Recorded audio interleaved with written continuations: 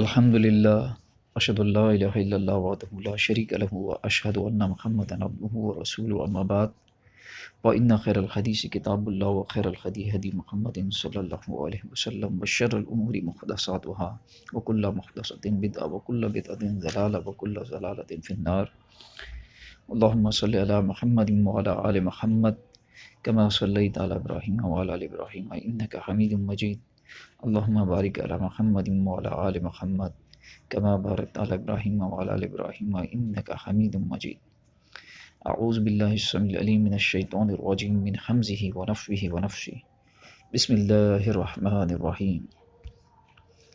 اللہ تعالیٰ قرآن مجید میں فرماتا ہے لن تنالوا البر حتی تنفقوا مما تحبون وما تنفقوا من شیء فإن اللہ بہ علیم۔ لن ہرگز نہیں، تنالوا البر تم پہنچ سکتے نیکی کو، حتی یہاں تک کہ تنفقوا تم خرچ کرو، مما تحبون وہ چیز جس سے تم محبت رکھتے ہو، جسے تم پسند کرتے ہو، وما تنفقوا اور جو کچھ تم خرچ کرتے ہو یا خرچ کرو گے، من شیء کسی بھی چیز میں سے جو تمہیں محبوب ہے، فإن اللہ تو بے شک اللہ تعالیٰ بہ علیم وہ اس کو جانتا ہے، وہ اس سے باخبر ہے۔ ترجمہ سن لیجئے، تم نیکی کو نہیں پہنچ سکتے جب تک تم وہ چیزیں اللہ کی راہ میں خرچ نہ کرو جنہیں تم عزیز رکھتے ہو، اور جو کچھ بھی تم خرچ کرو گے اللہ اس سے باخبر ہے، اللہ تعالیٰ کو اس کا علم ہے۔ یہ آیت قرآن مجید میں سورہ آل عمران میں نازل ہوئی۔ یہ ایسی آیت ہے، جب یہ آیت نازل ہوئی تو ابو طلحہ جو انصار تھے صحابہ کرام میں، ان میں سب سے زیادہ مالدار تھے وہ۔ صحیح بخاری اور صحیح مسلم میں ملتا ہے۔ حضرت انس رضی اللہ تعالیٰ عنہ اس کو روایت کر رہے ہیں، اس حدیث کو، اور ان کے مال میں ان کے نزدیک سب سے زیادہ جو محبوب مال تھا وہ ایک باغ تھا، بروہا کا باغ تھا، اس کا نام بھی حدیث میں آتا ہے، اور یہ باغ مسجد کے سامنے تھا۔ اللہ کے رسول صلی اللہ علیہ وسلم اس باغ میں جایا کرتے تھے اور اس کا پاکیزہ پانی بھی پیا کرتے تھے۔ اب یہ آیت نازل ہو گئی تو ابو طلحہ رضی اللہ تعالیٰ عنہ رسول اللہ صلی اللہ علیہ وسلم کے پاس آئے اور آپ صلی اللہ علیہ وسلم کے سامنے کھڑے ہو گئے اور کہنے لگے، اے اللہ کے رسول صلی اللہ علیہ وسلم، اللہ تعالیٰ فرماتا ہے کہ تم ہرگز نیکی حاصل نہیں کر سکتے جب تک اپنی محبوب چیزوں میں سے اللہ کے راستے میں خرچ نہ کرو۔ اللہ کے رسول صلی اللہ علیہ وسلم، میرا سب سے زیادہ محبوب مال یہ باغ ہے، بروہا کا باغ، میں اسے اللہ کے نام پر دے رہا ہوں، اور میں اللہ کے ہاں اس کی نیکی اور اس کی ثواب کی امید رکھتا ہوں۔ اے اللہ کے رسول صلی اللہ علیہ وسلم، آپ جہاں چاہیں اسے خرچ کر دیں۔ یہ سننے کے بعد اللہ کے رسول صلی اللہ علیہ وسلم نے فرمایا، بہت خوب، یہ مال تو آنی جانی چیز ہے۔ پھر آپ صلی اللہ علیہ وسلم نے فرمایا، یہ مال تو آنے اور جانے والی چیز ہے۔ تم نے جو کچھ کہا میں نے سن لیا ابو طلحہ۔ ابو طلحہ، میں سمجھتا ہوں، آپ صلی اللہ علیہ وسلم فرما رہے ہیں کہ میں سمجھتا ہوں کہ تم اس کو اپنے رشتہ داروں میں تقسیم کر دو۔ ابو طلحہ نے کہا، ٹھیک ہے اللہ کے رسول صلی اللہ علیہ وسلم، میں ایسا ہی کروں گا۔ پھر ابو طلحہ نے اس کو اپنے رشتہ داروں میں اور اپنے چچا کی اولادوں میں تقسیم کر دیا۔ آیت نازل ہوئی اور اس پر فوراً عمل کر کے دکھایا صحابہ کرام نے۔ اپنا سب سے محبوب مال جو انہیں پسند تھا اس کو اللہ کے راستے میں خرچ کر دیا۔ یہاں دو باتیں ہیں بڑی اہم، کہ انہوں نے اپنا مال فوراً جب آیت سنی تو اللہ کے راستے میں خرچ کر دیا جس سے وہ محبت رکھتے تاکہ وہ نیکی کو پہنچ جائیں۔ دوسری بات، انہیں جو ہے مال جو تقسیم کرنے کے لیے کہا اللہ کے رسول صلی اللہ علیہ وسلم نے، وہ اپنے رشتہ داروں کے لیے کہا کہ اپنے رشتہ داروں میں تقسیم کر دو۔ آپ صلی اللہ علیہ وسلم بھی اس باغ میں جایا کرتے تھے، آپ کو پسند تھا باغ، آپ صلی اللہ علیہ وسلم وہاں کا پانی، پاکیزہ پانی پیا کرتے تھے، تو اس کے باوجود اللہ کے رسول صلی اللہ علیہ وسلم نے اس باغ کو اپنے پاس نہیں رکھا اور اپنی مرضی سے جہاں چاہتے اس کو خرچ کر سکتے تھے، ایسا بھی نہیں کیا، بلکہ ابو طلحہ سے کہا کہ اسے اپنے رشتہ داروں میں تقسیم کرو، اور انہوں نے بھی اپنے رشتہ داروں میں اس باغ کو تقسیم کرا اور اپنے چچا کی اولادوں میں تقسیم کر دیا۔ آج ہمارا کیا حال ہے، یہ دیکھنے والی بات ہے، اور یہ ہے قابل غور بات۔ ہمارے بہن بھائی پریشان ہیں، ہمیں اللہ نے مال دیا، پیسہ دیا، ایسے بہت سارے لوگ ہیں ہم میں سے، خوب مال ہے، خوب پیسہ ہے، اس کے باوجود ان کی بہنیں پریشان ہیں، وہ تنگی کی زندگی گزار رہی ہیں، ان کے بھائی پریشان ہیں، وہ تنگی کی زندگی گزار رہے ہیں، مشکلات میں زندگی گزار رہے ہیں، مہنگائی کا دور ہے۔ دونوں باتوں کو سمجھیے گا، اللہ نے جو مال دیا ہے وہ کیوں دیا آپ کو؟ صرف اس لیے نہیں دیا کہ آپ اس سے اپنی راحت اور اپنی خوشی حاصل کریں۔ اس دنیا سے واپس جانا ہے، ہمیشہ تو رہنا نہیں ہے۔ جب اس دنیا سے واپس جانا ہے تو ذخیرہ کر کے جائیں، اللہ کا مال ہے دیا ہوا، اس کو اللہ کے راستے میں خرچ کیجیے۔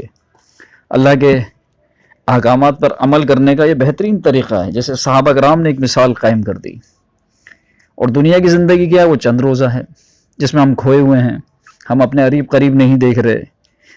مساجد میں ہم پیسہ دیتے ہیں، اچھی بات ہے، وہ بھی اللہ کا گھر ہے، لیکن ہمارے قریب ہمارے رشتہ دار، ہمارے اپنے گھر میں اگر کوئی تنگی ہے، ہمارا چچا، ہمارے ماموں، ہماری خالہ، ہماری پھپھو، ہماری بہن، ہمارا بھائی، جو سب سے پہلے قریبی ہیں اہل و عیال کے بعد، ان پر ہمیں نظر رکھنی چاہیے اور ہمیں ان پر اپنا مال خرچ کرنا چاہیے۔ اور یہ ایسی تجارت ہے جس میں صرف نفع ہی نفع ہے، یہ بات یاد رکھیے گا۔ اللہ تعالیٰ نے جو مال آپ کو دیا ہے اور وہ آپ سے تقاضا کرتا ہے کہ وہ اللہ کے راستے میں خرچ کرو، تو اللہ کہتا ہے کون ہے جو مجھ سے تجارت کرے گا؟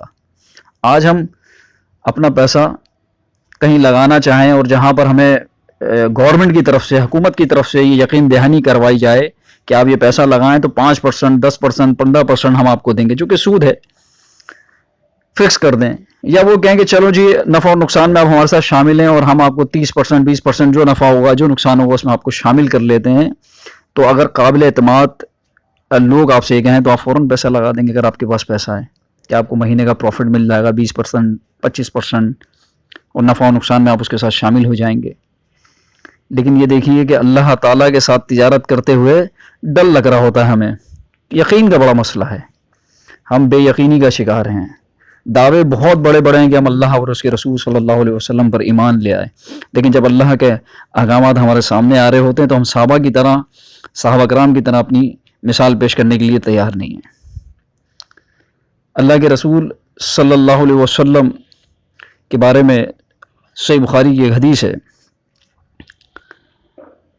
صحابی رسول صلی اللہ علیہ وسلم کے بارے میں بتاتے ہیں، اللہ کے رسول صلی اللہ علیہ وسلم کے بارے میں بتاتے ہیں کہ آپ صلی اللہ علیہ وسلم کو میں نے بھوک سے بے قرار دیکھا ہے۔ آپ صلی اللہ علیہ وسلم کو کس سے بے قرار دیکھا؟ بھوک کی وجہ سے بے قرار دیکھا ہے، اور میں نے دیکھا کہ آپ صلی اللہ علیہ وسلم کے پاس ناقص کھجوریں بھی نہیں تھیں کہ آپ ان سے اپنا پیٹ بھر لیتے۔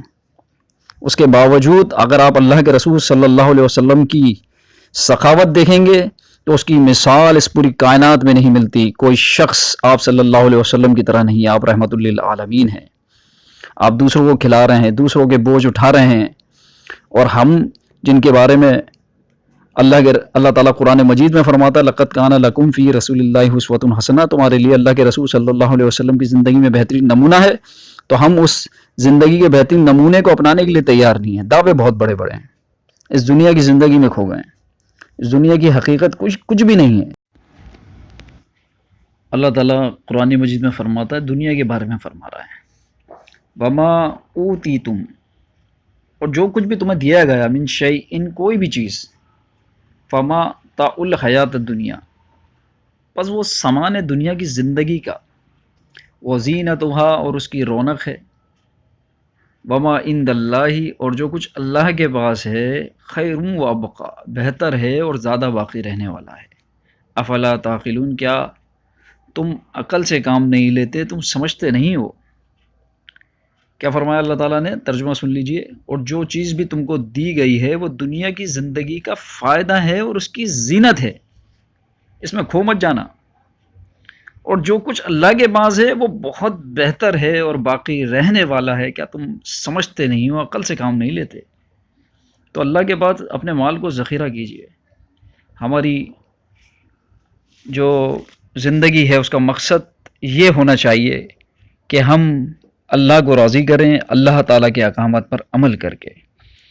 اپنے رشتہ داروں کو دیکھیے، آج ہی دیکھیں کون پریشان ہے، کون تکلیف میں ہے، اس کی تکلیف کو دور کر دیجئے۔ یہ دیگیں چڑھانا، یہ کھانے بنوانا، یہ لوگوں کو کھانے کھلانا جن کو ضرورت نہیں ہے، اللہ سے امید تو رکھیں، ٹھیک ہے، وہاں پر بھی آپ کو کچھ اجر مل جائے گا اگر آپ کی نیت ہے اللہ کو راضی کرنے کی۔ وہاں جو پیٹ بھرے میں ہیں، جن کے پاس مال و دولت ہے، ان کو آپ کھلا رہے ہیں، دعوتیں کر رہے ہیں، انشاءاللہ اس کے لیے بھی اللہ کی ذات سے امید رکھیے کہ آپ کو اس میں اجر ملے گا۔ لیکن جہاں پر پریشانیاں ہیں، جہاں پر بھوک ہے، حالات آج کل آپ کے سامنے بہت خراب ہیں، مہنگائی کا دور چل رہا ہے، تو اللہ کے لیے آپ نظر کیجیے اپنے رشتہ داروں کی طرف۔ اپنے قریبی رشتہ دار سب سے پہلے ہیں، جو آپ کی بہنیں ہیں، آپ کے بھائی ہیں، سب سے پہلے ادھر دیکھیے، ان کی اولادوں کو دیکھیے۔ اگر انہیں بھی کوئی پریشانی ہے اور اللہ نے آپ کو اس قابل بنایا ہے کہ آپ ان کی اس پریشانی کو دور کر سکتے ہیں، تو وہ اس پریشانی کو دور کر دیجیے اللہ کے لیے، اور اللہ سے امید رکھیے کہ وہ آپ کو اس جنت کا وارث بنا دے گا جس کا عرض زمین و آسمان کے برابر ہے، ان نعمتوں میں آپ کو داخل کر دے گا جنہیں کسی آنکھ نے نہیں دیکھا۔ اللہ تعالیٰ سے دعا ہے میری اور آپ کی اصلاح فرمایا۔ اقول قولی ھذا لی ولکم، استغفر اللہ استغفر اللہ استغفر اللہ۔